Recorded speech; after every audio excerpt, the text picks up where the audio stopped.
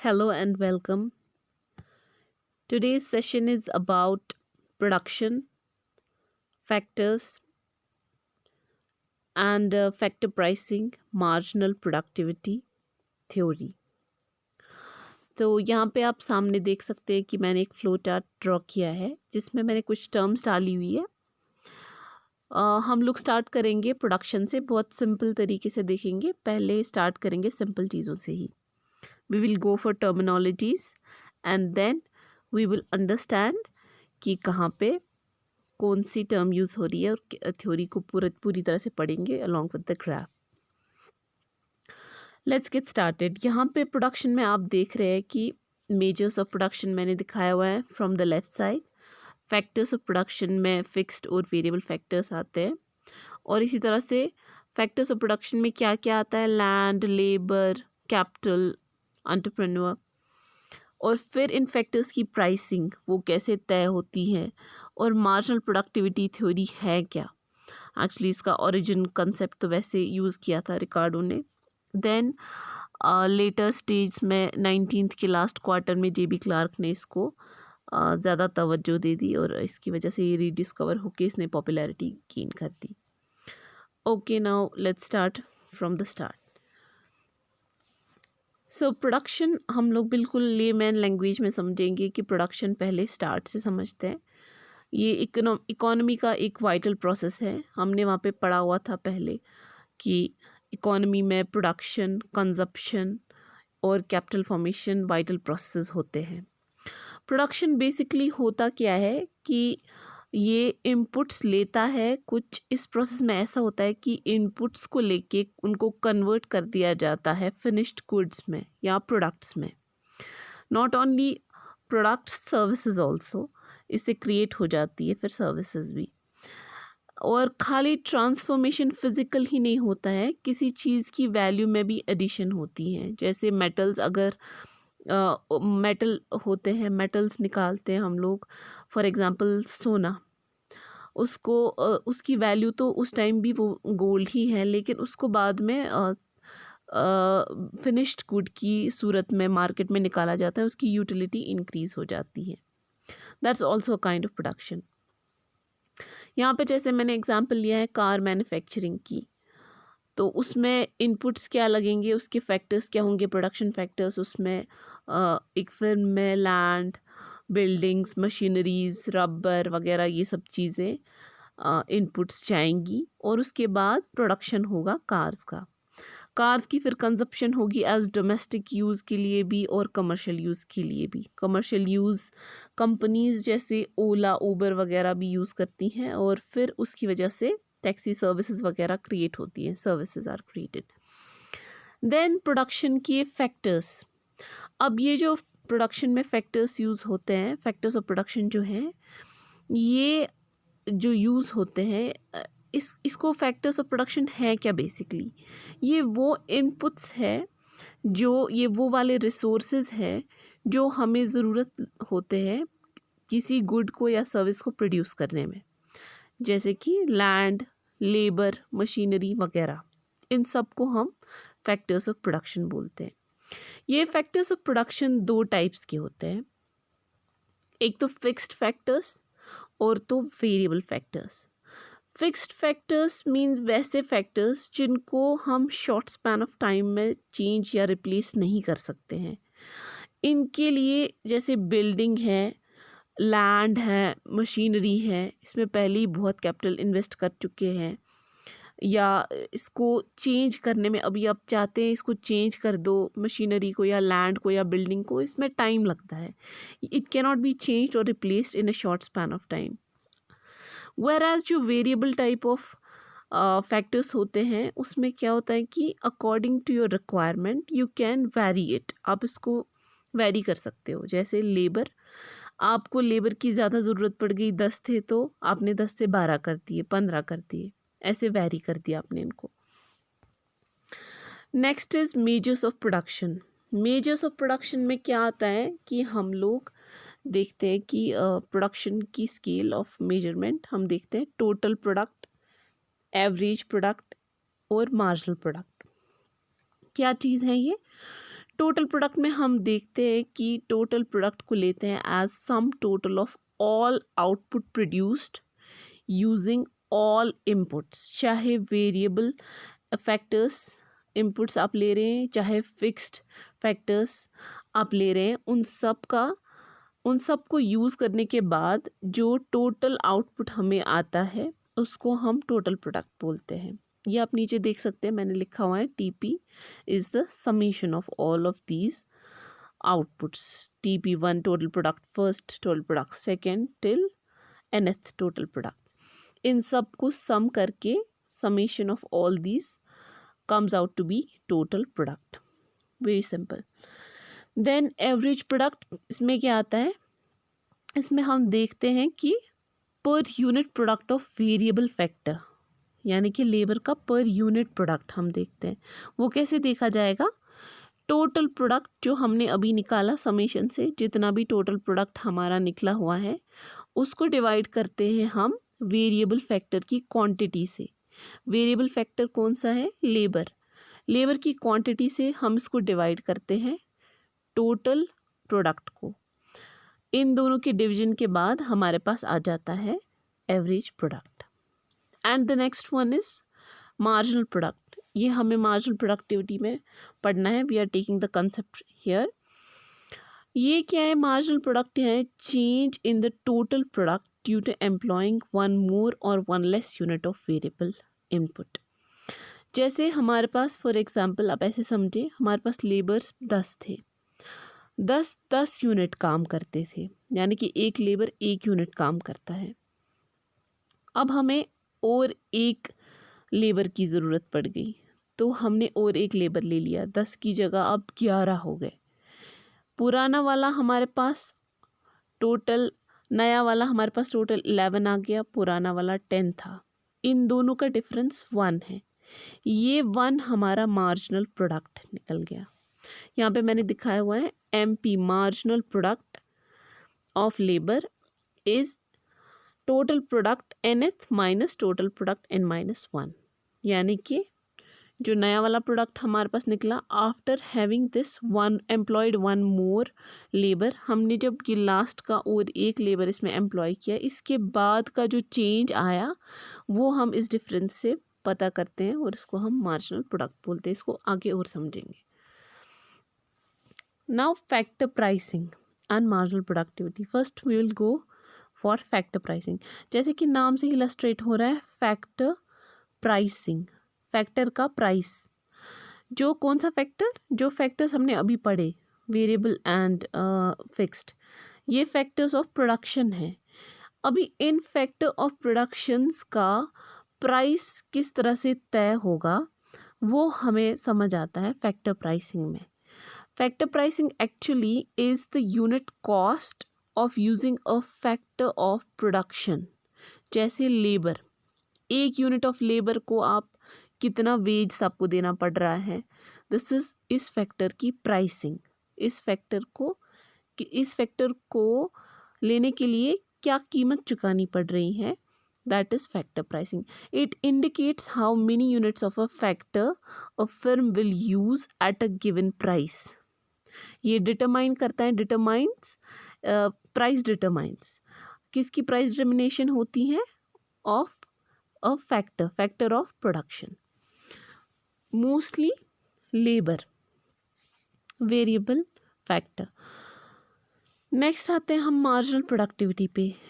ये क्या चीज़ है मार्जिनल फिजिकल प्रोडक्टिविटी? ये यही है, the change in output resulting from employing one more unit of particular input. इससे पहले भी हमने ये समझा, जब हमारे पास पहले ही जैसे 10 लेबर थे, यहाँ पे मैंने दिखाया हुआ है 10 लेबर्स थे, उनका आउटपुट 20 यूनिट्स था, उनकी जो प्रोडक्टिविटी थी वो 20 यूनिट्स थी, यानी कि पर लेबर हमारे पास एक लेबर का आउटपुट 2 यूनिट्स है।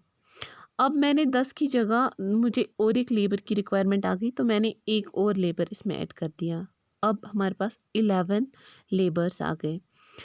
एक लेबर 2 यूनिट्स ऑफ काम करता है, ऑलरेडी 20 यूनिट्स थे और नए एक लेबर के और 2 यूनिट्स जुड़ गए और ये 22 यूनिट्स बन गए। अब हम इसका मार्जिनल प्रोडक्टिविटी निकालेंगे। वो कैसे निकालेंगे? इससे पहले भी हमने देखा था।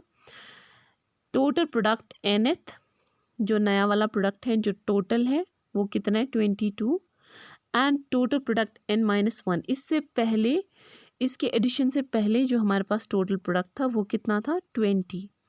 इन दोनों का डिफरेंस करके हमारे पास ये 2 आ गया, और ये ही 2 मार्जिनल प्रोडक्टिविटी है, मार्जिनल प्रोडक्टिविटी ऑफ लेबर।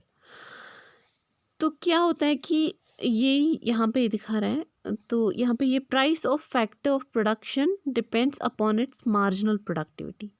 हमेशा जो फैक्टर ऑफ प्रोडक्शन होता है, इसका जो प्राइस होता है वो डिपेंड करता है इसकी मार्जिनल प्रोडक्टिविटी पे। इस ये जो रिवॉर्ड होता है डिस्ट्रीब्यूट हो जाता है according to the contribution made towards the output. जैसे फिर्म को जितना आउटपुट मिलेगा जिस लेबर की वजह से, उसका मार्जिनल प्रोडक्टिविटी जितना ज़्यादा होगा उसका प्राइस भी उतना ही कंपैरेटिवली ज़्यादा होगा। जैसे कोई वेज ले रहा है, मैनेजर 2 लाख ले रहा है, वो 2 लाख तब ले सकता है जब फिर्म उससे, उसकी मार्जिनल प्रोडक्टिविटी ऐसी है कि फिर्म को फ़ायदा हो रहा है। ये बहुत नेचुरल सी बात है। उसको तब 2 लाख दिए जाएंगे जब वो 4 लाख फिर्म के लिए फ़ायदा देता हो, जब उससे 4 लाख का रेवेन्यू जनरेट होता हो या 3 लाख का रेवेन्यू जनरेट होता हो, तब जाकर उसको वो 1 लाख दिया जाता है।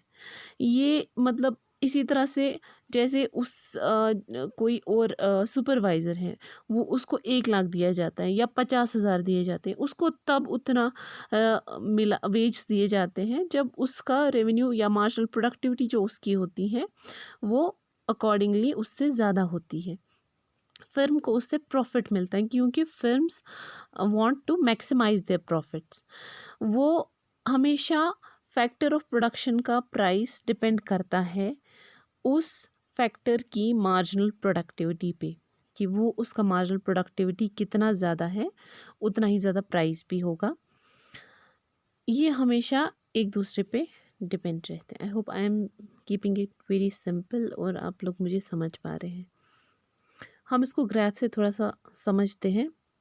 यहाँ पे मैंने दिखाया हुआ है, हम एज्यूम कर रहे हैं कि कैपिटल फिक्स्ड है और परफेक्ट कंपटीशन है, ऑल्दो कि ये अनरियलिस्टिक अप्रोच है लेकिन परफेक्ट कंपटीशन है, ये इसकी अजम्पशंस हमें इसको एज्यूम करना है। और अभी क्या है यहाँ पे इनपुट्स आप देख सकते हैं, यहाँ पर MP marginal productivity of labour, Y axis पे है जो है ये डब्ल्यू, यहाँ पे वेज, और एक्स एक्सीज पे लेबर। ये यहाँ पे जो एक पॉइंट आप देख रहे हैं मार्जिनल प्रोडक्टिविटी पे, तो यहाँ पे W is equal to L, ये एक ऐसा पॉइंट है जहाँ पर वेज इक्वल हो चुके हैं लेबर के। इस पॉइंट को हम इक्विलिब्रियम कहते हैं। यहाँ तक अगर फिर्म ने लेबर ले लिया और वेज भी दे रहे हैं, तब तक इनको मार्जिनल प्रोडक्टिविटी पॉजिटिव में रहेगी, प्रोडक्टिविटी ज़्यादा है। अभी इसके बाद वाला जो पॉइंट मैंने दूसरा दिखाया जहाँ पर ये MP is less than wage, जब ये पॉइंट आ जाएगा, अब ये और लेबर अगर लेंगे, वेज तो 2 मिनट के लिए हम मान लेते हैं कांस्टेंट ही है, वेज से यही दे रहे हैं हर लेबर को। अब ये वाई एक्सीस पे और थोड़ा सा आगे चल के और लेबर्स बढ़ाना चाहें, वेज इनको ज़्यादा देनी पड़ रही है, मार्जिनल प्रोडक्टिविटी इससे कम है, तो इसका मतलब ये है कि फिर्म को इससे लॉस हो रहा है, वेजेस ज़्यादा देने पड़ रहे हैं बनिस्बत के उस लेबर की, उन लेबर्स की उतनी मार्जिनल प्रोडक्टिविटी नहीं है जितने कि उनको वेज दिए जा रहे हैं, वेज ज़्यादा हो रहे हैं as compared to marginal productivity. इससे फिर्म को इसका प्रॉफिट कम हो रहा है, लॉस हो रहा है। तो ये वाली जो पोजीशन है, ये इसी से हम तय करते हैं कि ज़्यादा और लेबर्स ले सकते हैं कि नहीं लेंगे। मार्जिनल प्रोडक्टिविटी एक बेस बनती है कि इस वाले फैक्टर ऑफ प्रोडक्शन की प्राइसिंग क्या है, इसको कितना प्राइस, हम वेज कितना दे सकते हैं। अगर अब लेबर आपको बढ़ाना है तो आपको फिर वेज कम करनी पड़ेंगी, अगर वेज कम नहीं कर सकते तो आप लेबर नहीं बढ़ा सकते, क्योंकि हमें साथ साथ प्रॉफिट का ख्याल रखना है। प्रॉफिट मैक्सिमाइजिंग एक बुनियादी ये बेसिक पॉइंट होता है। हर फर्म चाहती है कि प्रॉफिट मैक्सिमाइज हो। और यहाँ पर हम एज्यूम करते ही हैं कि एजम्पशंस में आप देखिए यहाँ पर मैक्सिमाइज प्रॉफिट, ये एक एजम्पशन इसमें लेना पड़ता है। इसमें एक एजम्पशन हम लेते हैं परफेक्ट कंपटीशन है मार्केट में, यानी कि मार्केट फैक्टर मार्केट है, चाहे जहाँ से सप्लाई ले रहे हैं हम लोग या फिर जहाँ से सप्लाई ले रही हैं, और प्रोडक्ट मार्केट जहाँ पे फिर बेचा जा रहा है प्रोडक्ट को, वहाँ पे हम ऐसा मान के चलते हैं इसमें कि आइडियल प्राइसिंग है। ऑल्दो कि ये एक अनरियलिस्टिक अप्रोच है। नॉर्मली मार्केट्स में जब हम देखते हैं बाहर, जितना बार्गेनिंग वगैरह भी होती हैं, प्राइसेस में अप्स एंड डाउन्स भी होते हैं, so it's some kind of unrealistic approach, और ये ही इसका एक बड़ा क्रिटिसिज्म भी है। आई होप कि ये आपको समझ आ गया हो ग्राफिकल रिप्रेजेंटेशन से। सो एजम्पशंस मैंने यहाँ पर दिखा दिए हैं, जैसे परफेक्ट कंपटीशन है कि ये जो मार्केट्स में प्राइसेस वगैरह का ये आइडियल सिस्टम दिखा रहा है। फैक्टर्स को सब्स्टिट्यूट कर सकते हैं एक दूसरे से, कैपिटल को लेबर से, क्योंकि यहाँ पे मानते हैं कि फैक्टर्स आर होमोजीनियस, एक जैसे सब हैं, तो कैपिटल को लेबर से या लेबर को लैंड से आप रिप्लेस कर सकते हो। ये भी एक क्रिटिसिज्म का पॉइंट है, इसमें आ चुका है कि factor substitution it's not realistic. Land को लेबर से या लेबर को लैंड से या कैपिटल से रिप्लेस करना रियलिस्टिक नहीं है। रैशनैलिटी के producers and consumers both are rational, divisible factors and maximize profit। ये कम फिल्म्स का maximize profit, वैसे फिल्म्स का एक बेसिक एजेंडा होता है कि they want to maximize the profits. Criticism में मैंने आपको बता ही दिया कि ये अनरियलिस्टिक अप्रोच है, पर ऐसा कुछ नहीं होता रियल लाइफ में, परफेक्ट कॉम्पिटिशन्स नहीं होते, प्राइसेस में अप्स एंड डाउन्स होते रहते हैं, चाहे सप्लाई मार्केट हो, फैक्टर मार्केट हो या प्रोडक्ट मार्केट हो। इसी तरह से फैक्टर्स को सब्स्टिट्यूट नहीं कर सकते या कांस्टेंट रखते हैं। इसमें माना जाता है कि बाकियों को कांस्टेंट रख के एक वेरिएबल को अगर चेंज करे तो उसकी वजह से ही सब चेंज होती हैं। ऐसा नहीं होता, सब फैक्टर्स में थोड़ी बहुत चेंज तो होती रहती हैं और उन चेंज का इफ़ेक्ट पड़ता है फाइनल प्रोडक्ट पर। और ये भी इसका एक क्रिटिसिज्म था कि ये एम्फेसिस करता है ऑन डिमांड साइड ओनली।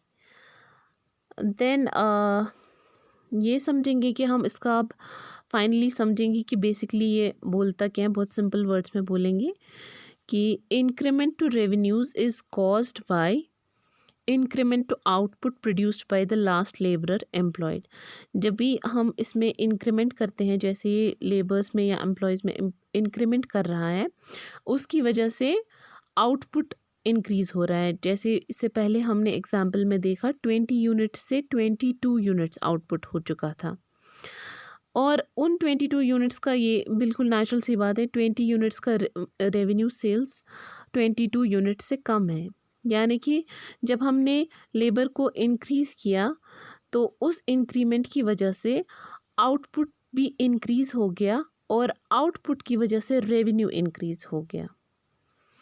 तो ये कह रहे हैं कि assuming that the firm is profit maximising, इसका एक अजम्पशन है, प्रॉफिट मैक्सिमाइजिंग फिर्म है, तो ये चाहती हैं कि लेबर्स को उसी पॉइंट तक एम्प्लॉय करे जब तक कि मार्जिनल लेबर कॉस्ट्स इक्वल होती है marginal revenue generated for the firm तक।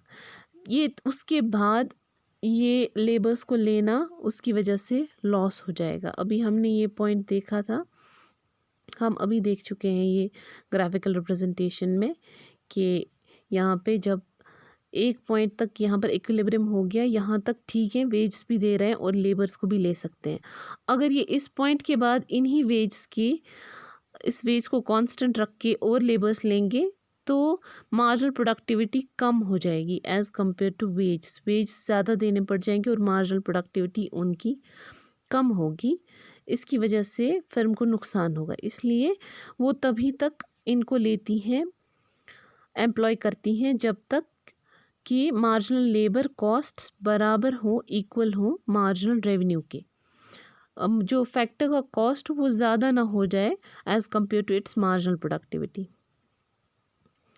यहाँ पे मैंने दिखाया हुआ है, अब ये एमआरपी क्या चीज़ में, एमआरपी में ये दिखा रहा है मार्जिनल रेवेन्यू प्रोडक्ट हमेशा बराबर होता है मार्जिनल प्रोडक्ट ऑफ लेबर, यानी कि जो इंक्रीमेंट वो करता है, आउटपुट जो वो काम करता है, जो उसकी उसका आउटपुट यूनिट निकलता है काम का, वो मल्टीप्लाइड बाय मार्जिनल रेवेन्यू, और जो उसके काम की वजह से सेल्स जनरेट होती है, इंक्रीमेंट जो सेल्स में आता है, उन दोनों को मल्टीप्लाई करके वहाँ से हमें मार्जिनल रेवेन्यू प्रोडक्ट मिल जाता है।